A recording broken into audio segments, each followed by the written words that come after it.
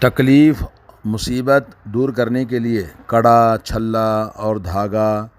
وغیرہ پہننا، جیسے چھوٹے بچوں کے گلے میں کالا دھاگا یا ہاتھ میں منکا، یا کہ عورتیں کالا دھاگا یا کالا منکا یا کالی ڈوری یا لال ڈوری جو مولوی نما لوگ دم کر کے دیتے ہیں، ان سب کو پہننا شرک ہے۔ اللہ تعالیٰ قرآن کریم میں فرماتا ہے قُلْ أَفَرَأَيْتُم مَّا تَدْعُونَ مِن دُونِ اللَّهِ إِنْ أَرَادَنِيَ اللَّهُ بِضُرٍّ هَلْ هُنَّ كَاشِفَاتُ ضُرِّهِ أَوْ أَرَادَنِي بِرَحْمَةٍ هَلْ هُنَّ مُمْسِكَاتُ رَحْمَتِهِ قُلْ حَسْبِيَ اللَّهُ عَلَيْهِ يَتَوَكَّلُ الْمُتَوَكِّلُونَ۔ سورہ زمر آیت نمبر 38۔ آپ کہہ دیجئے نبی علیہ الصلوۃ والسلام، تمہارا کیا خیال ہے جن معبودوں کو تم اللہ کے سوا پکارتے ہو، اگر اللہ مجھے کوئی نقصان پہنچانا چاہے تو کیا وہ جھوٹے معبودوں کی جو تم پوجا کرتے ہو وہ مجھے میری تکلیف کو دور کر سکتے ہیں؟ یا مجھے اللہ تعالیٰ اپنی رحمت سے نوازنا چاہے تو کیا اس کی رحمت کو وہ روک سکتے ہیں؟ آپ کہہ دیجئے میرے لیے اللہ کافی ہے، میرے لیے اللہ کافی ہے نفع اور نقصان کے لیے، اور اللہ پہ بھروسہ کرنے والے اللہ ہی پہ بھروسہ کریں، توکل کریں۔ یعنی جو بھی دھاگا کڑا چھلا جو پہنتے ہیں، کوئی مصیبت آ جائے تو اسے دور کرنا مقصد ہوتا ہے، یا آئی ہوئی مصیبت کو دور کرنے کے علاوہ آنے سے پہلے سیفٹی اور حفاظت کے لیے پہنتے ہیں، تو اس کے دل میں یہ بیٹھ جائے کہ اس کے ذریعے آئی ہوئی اور آنے والی مصیبتوں کو دور کیا جا سکتا ہے، تو احادیث کی روشنی میں صراحت آئی ہے کہ وہ شرک ہے۔ آج لوگ دین کی دوری کی وجہ سے یہ سب بدعقیدگی اور اعتماد ایسی چیزوں پر جو کہ انہیں نہ نفع پہنچا سکتے ہیں نہ نقصان پہنچا سکتے ہیں۔ آئیے ایک حدیث ہم سنتے ہیں، حضرت ابن عباس رضی اللہ تعالیٰ عنہ سے مروی ہے، فرماتے ہیں رسول اللہ صلی اللہ علیہ وسلم نے فرمایا یا غلام اعلمک کلمات، اے لڑکے میں تمہیں کچھ باتیں بتاتا ہوں، تم اس کو یاد رکھو۔ احفظ اللہ یحفظک، اللہ کی حفاظت کرو اللہ تمہاری حفاظت کرے گا،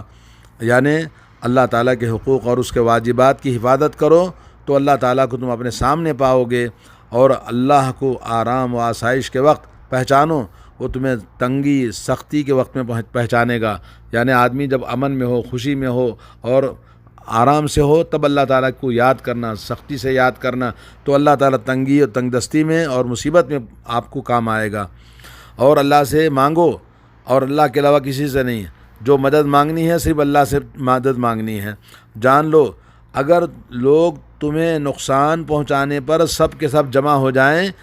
جسے اللہ تعالیٰ نے تمہارے لیے نہیں لکھا ہے، تو وہ سب تمہیں نقصان نہیں پہنچا سکیں گے۔ اور فرمایا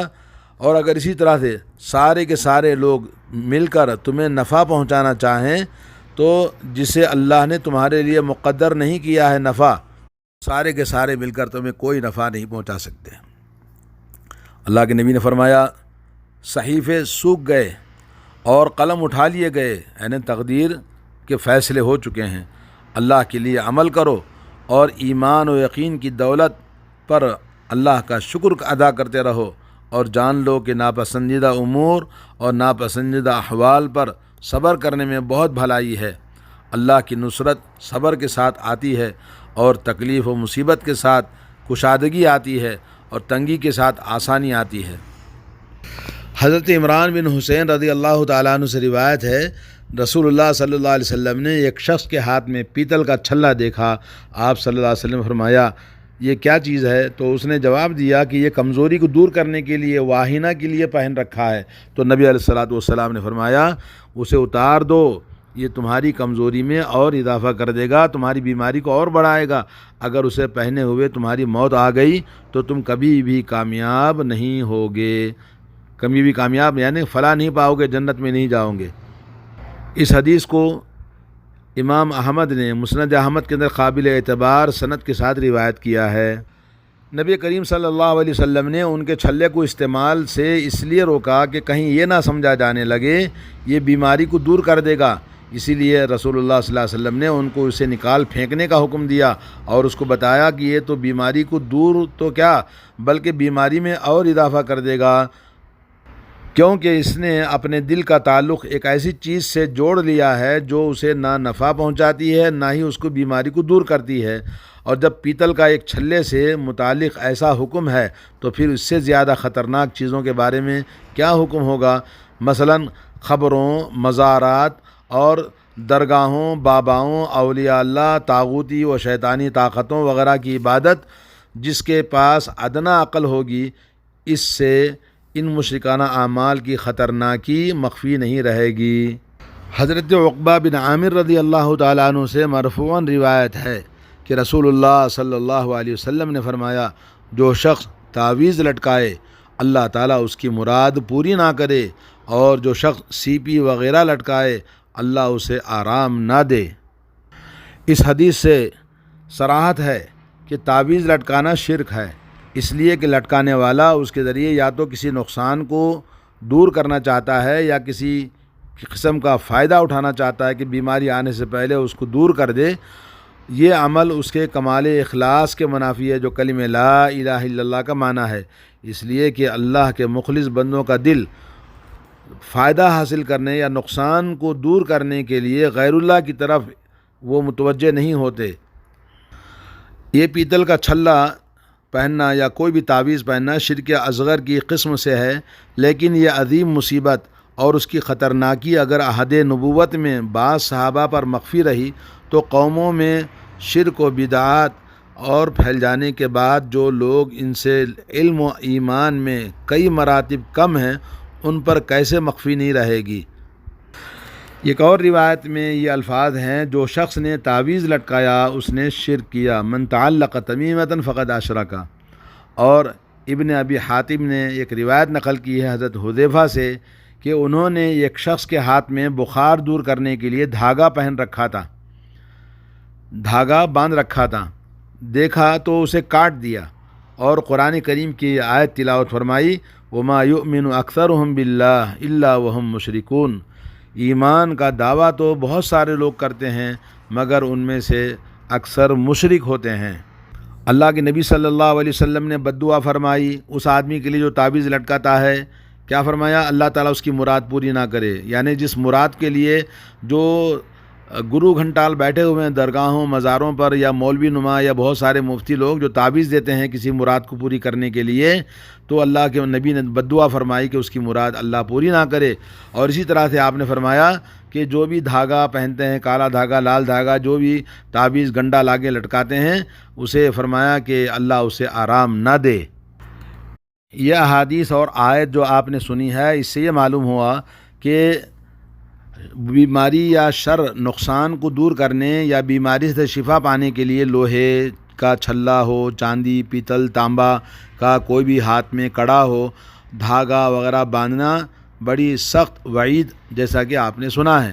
نمبر 2، اگر صحابی کی موت چھلا پہنے ہوئے ہو جاتی تو کامیاب نہ ہوتے۔ اس بات سے صحابہ کرام کے اس قول کی تائید ہوتی ہے کہ شرک اصغر کبیرہ گناہوں میں سے ہے۔ نمبر 3 یہ کہ صحابی یہ مذکور جہالت کی وجہ سے شرک کا ارتکاب کے لیے معذور نہیں سمجھے گئے، یعنی صحابی سے بھی ایسی غلطی ہو سکتی ہے۔ نمبر 4 یہ چھلے اور دھاگے دنیا میں بھی فائدے کے بجائے نقصان پہنچاتے ہیں، اور اس کی دلیل جیسا کہ آپ نے سنا کہ یہ چھلا تمہارا کوئی نفع نہیں پہنچائے گا بلکہ تمہاری کمزوری اور بیماری کو اور بڑھا دے گا۔ اور یہ حدیث اس قسم کے عمل کرنے والے کو سختی کے ساتھ روکنے کا ثبوت ہے کہ ہم کو روکنا چاہیے اپنے گھروں کو، اپنے بچوں کو، بیویوں کو، عورتوں کو درگاہوں، مزاروں، باباؤں کے پاس جا کر اس طرح کے چھلے بچوں کے گلے میں کالا ٹیکا لگانا، کالے منکے پہنانا بچوں کے گلے میں، عورتوں کے گلے میں، اور اسی طرح سے جو کالی پوت کا لچھا عورت شادی شدہ ہونے کی علامت کے طور پر جو ڈالا جاتا ہے عورتوں کے یہاں ہمارے معاشرے میں، یہ بھی بہت بڑا گناہ والا کام ہے، کیونکہ یہ کوئی علامت نہیں ہے کہ وہ شادی شدہ ہے جی۔ اور اسلامی تاریخ میں پوری دنیا کے اندر حدیث میں رسول کی صلی اللہ علیہ وسلم کی کہیں بھی کہ شادی شدہ عورت کو علامت کے طور پر کالے من کا یا کالی پوت کا یہ لچھا ڈالنا چاہیے، کہیں بھی ثبوت نہیں ہے۔ یہ ہندوانہ رسم و رواج ہے جو مسلمانوں نے اپنایا ہوا ہے، اور احادیث میں اس بات کی صراحت ہے کہ جو شخص ان کو پہنے گا اللہ تعالیٰ ان کو انہی کے صبر کر دیتا ہے، یعنی ان کی حمایت اور نگرانی اور اللہ تعالیٰ کی طرف سے کوئی حفاظت نہیں ہوتی ہے۔ اور آپ کو یہ بھی معلوم ہوا کہ نمبر 7 بخار دور کرنے کے لیے تعویذ پہننا، دھاگا ڈالنا، کوئی بھی اس طرح سے بہت پہننا سب شرک ہے۔ نمبر 8 اس بات کی وضاحت کر دی گئی ہے کہ جو شخص تعویذ پہنتا ہے وہ شرک کرتا ہے۔ اور نمبر 9 حضرت حذیفہ رضی اللہ تعالیٰ عنہ کا آیت قرآنی کی تلاوت کرنا اس بات کی دلیل ہے کہ صحابہ کرام رضوان اللہ علیہم اجمعین ان آیات سے جو شرک اکبر کے بارے میں نازل ہوئی تھیں، شرک اصغر پر بھی دلالت لیتے ہیں، استدلال کرتے ہیں، جیسا کہ ابن عباس رضی اللہ تعالیٰ عنہ نے سورہ بقرہ کی آیت سے استدلال کیا۔